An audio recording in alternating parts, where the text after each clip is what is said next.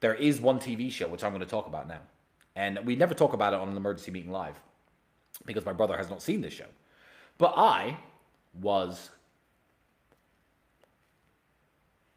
at somebody's house about 3 years ago, 4 years ago, and I watched episode one of a show which has 11 series to it. And it was so fucking excellent that I watched all of it.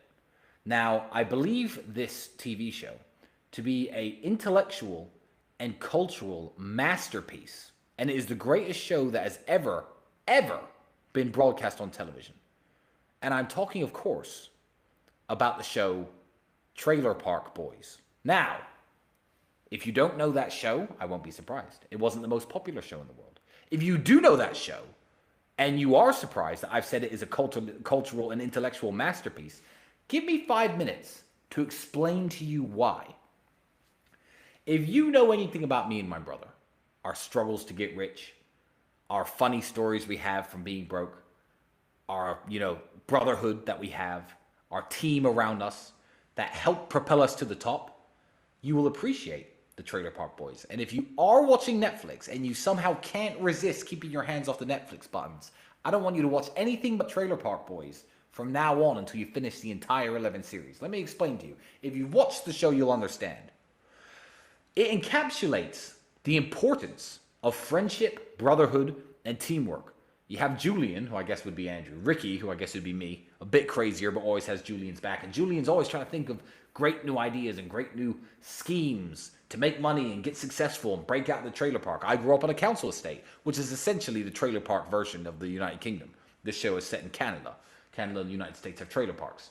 The importance of brotherhood and friendship and sticking together is a massive underlying theme of the show. Also, the importance of enjoying your current circumstances. Keep working, keep hustling, keep grinding, try and get out, but enjoy yourself while you're at it. Now, these people are always on the show. They're actors, but of course, the characters on the show are always getting drunk and getting high and whatever, enjoying themselves, but having a good old time. And me and my brother back in the day when we were, young and completely broke, always had a good time, and we have lots of good memories, and we were always smiling the entire time. But also, it's a show about perseverance. It's a show about trying to always better your situation. These guys never make it out. Obviously, the actors have done very well for themselves, but the characters of the show have never made it out.